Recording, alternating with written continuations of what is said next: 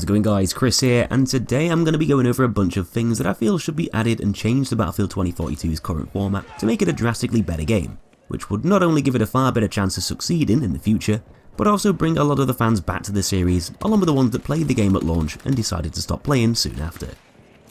Battlefield 2042 is in a bit of an awkward spot at the moment, because a lot of the series' fans, myself included, really aren't happy with the way the game's launched.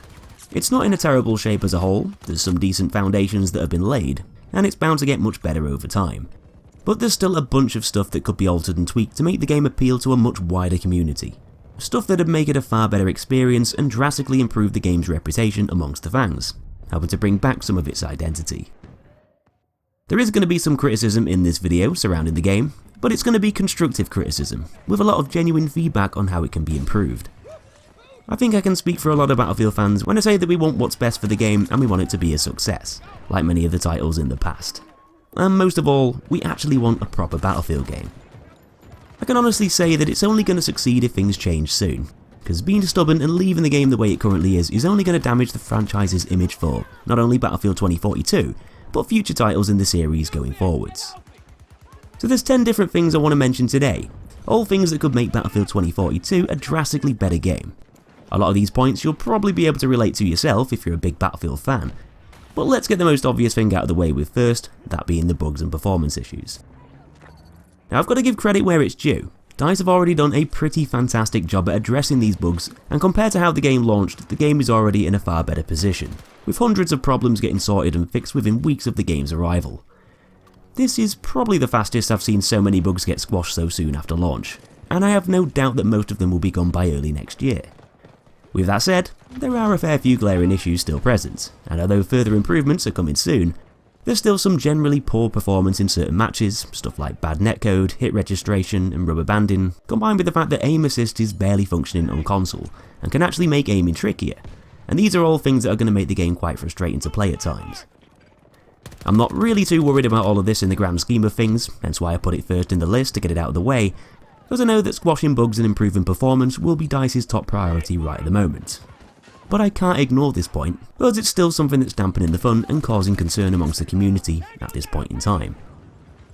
Point number 2, probably the one that the community is most vocal about, and the one that could make the biggest impact on the game's identity being revived, pardon the pun.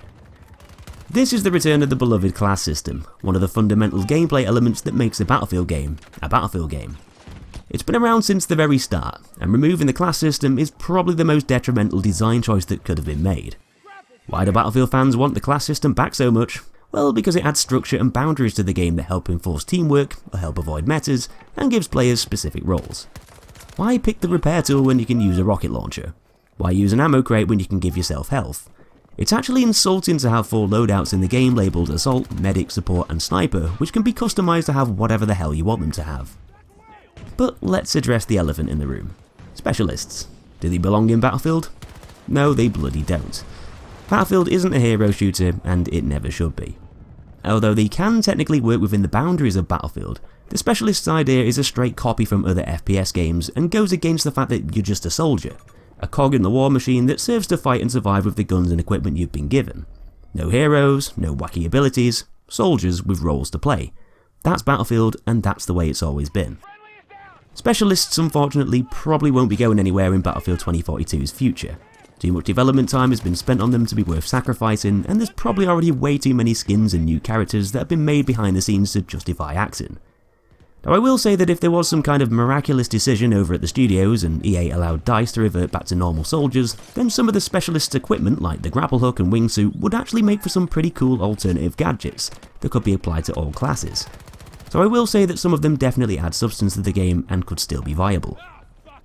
Although I reckon that the specialists themselves would have been far better suited to being exclusive to Hazard Zone, which would have made that mode more unique, whilst not conflicting with the core modes. If they are going to exist in said core modes, then they at least need to be put into proper classes, along with the rest of the equipment available. Assault rifles for assault, SMGs for medics, LMGs and utility weapons for support, marksman rifles and bolt actions for snipers.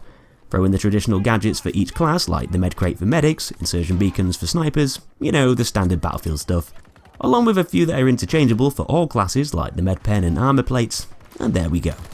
It's really bloody simple. I suppose this nicely leads me over to the next point of the video, which I guess is linked in with the specialists themselves. Don't be sad, this is just how it works out sometimes. They're just painfully cringy. Most of them look too exaggerated and even cartoonish, trying too hard to be characters that want to stand out. The end of round voice lines are shockingly bad, and not only do they contrast terribly with the harsh world that's being portrayed in the game's lore, but they really start to grate on you after a while too, being genuinely annoying. The overwhelming majority of Battlefield players new to the series, along with the franchise veterans, are well over the age of 18. But these characters generally feel like they should be in a game with a much younger fanbase. They look and act more like TikTokers than real soldiers, with smug attitudes and exaggerated happy smiley faces, many of which you often feel like punching. There definitely needs to be more of a serious tone to the game, and those end of round quips really need to go.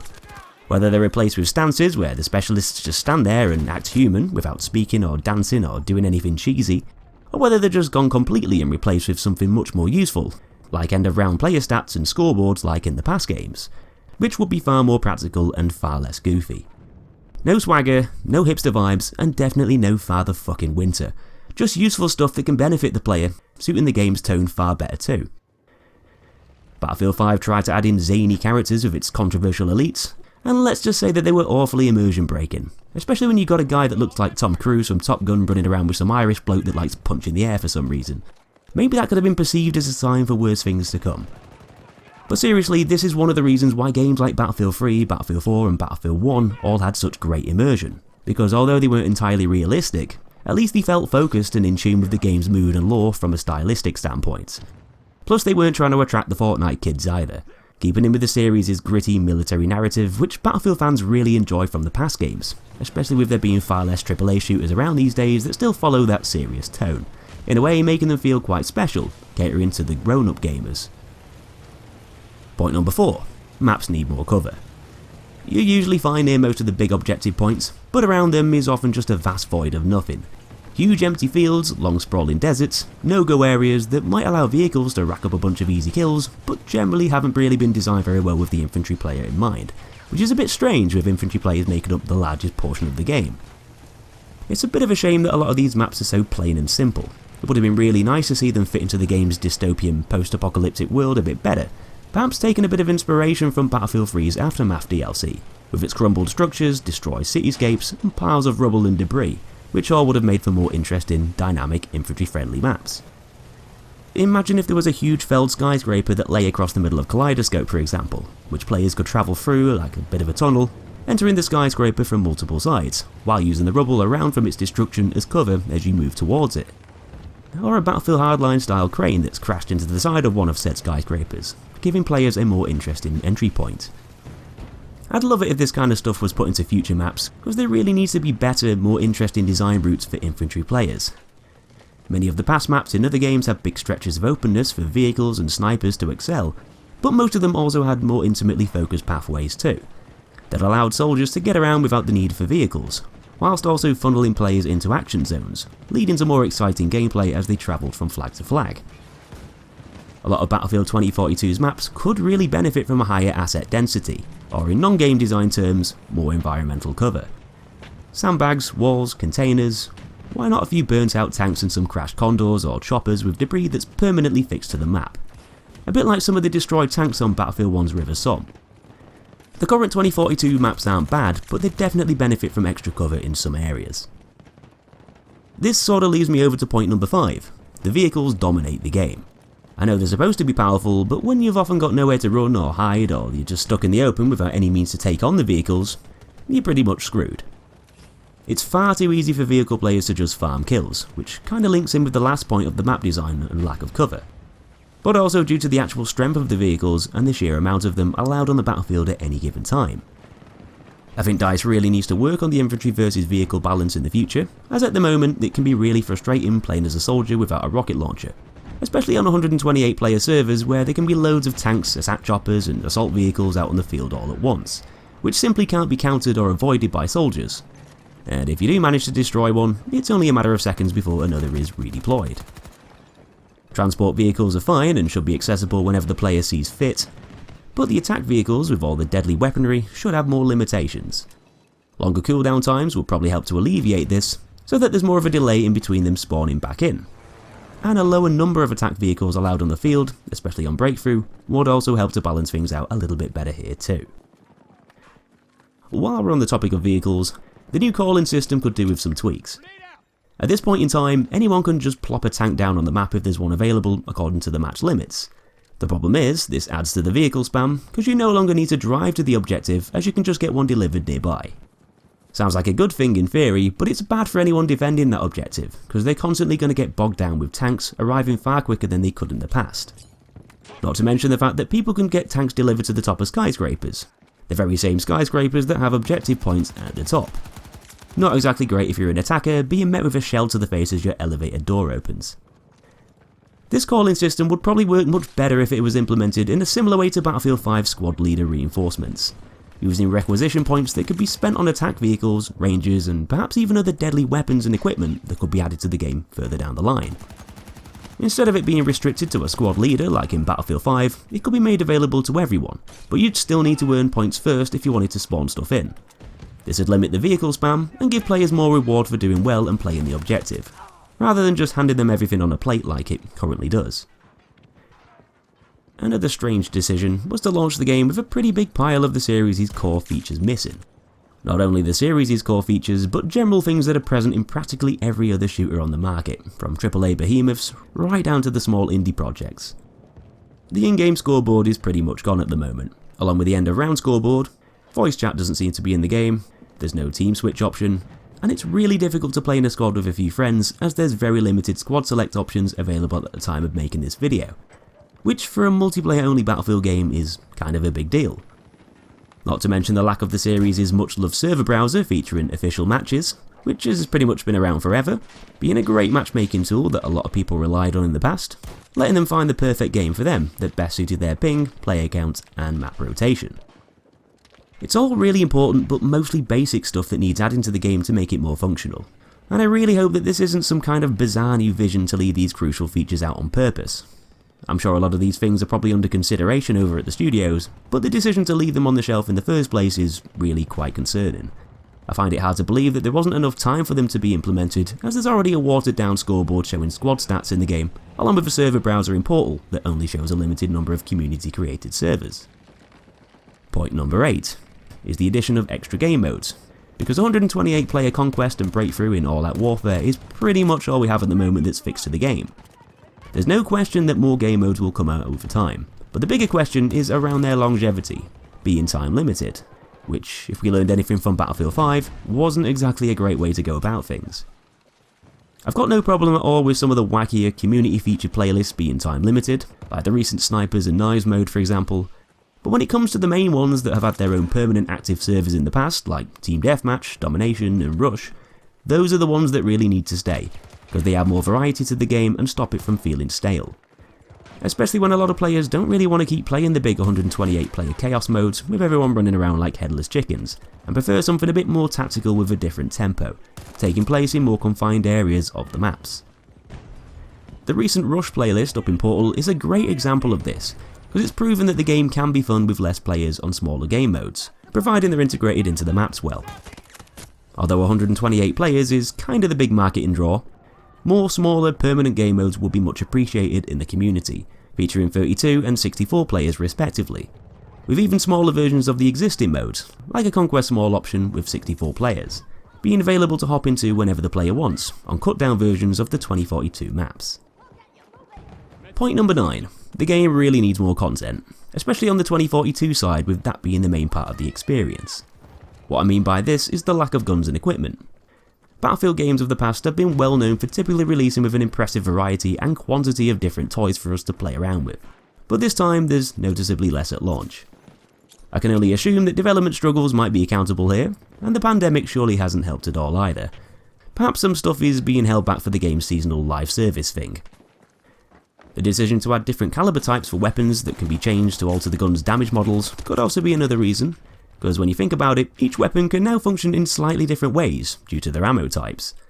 A thing that's generally been avoided in the past games due to the complexity of balance, and the fact that it ruins some weapons' individuality, going against the whole rock paper scissors format where guns had more prominent strengths and weaknesses, making them more unique and interesting. some of the gun's ammo types could have actually been converted into their own weapons, with tweaks to accuracy and reload stats, rather than just being simple attachment choices in the menus, giving us more guns to unlock whilst making them feel like their own thing. More content is on the horizon, and we will see more stuff in the game as the season starts to roll on, but I can't help but feel a bit underwhelmed at this point, and if this is what a live service model means for the series, I'd rather just have it the old way. And my last point of the video, which is a pretty nice way to round it all off, is to listen to the fans and actually do something with the feedback provided. You can't put all the blame on the devs because it's most likely the people higher up that's pulling the strings, making the big questionable decisions, and pushing the games in the direction they want. Basically the way that they think will generate the most revenue. But sometimes it honestly feels like watching an episode of Kitchen Nightmares, where the owner of a struggling restaurant feels like they've got this perfect menu, but it's actually pretty rubbish, and the poor chefs underneath them are practically forced to cook this rubbish, because the owner's delusions are getting in the way of their creative freedom. If you're not listening to the customer, then the customer's not going to come back. If you're not catering to your clientele, then you're not going to succeed. People come to Battlefield to play Battlefield, not to play something else. Just like you wouldn't go to an Indian restaurant to order a pizza. There's innovating and evolving, and this really isn't it. Just copying trends and hoping it all works out in the end. Battlefield should be a pioneer in the FPS series.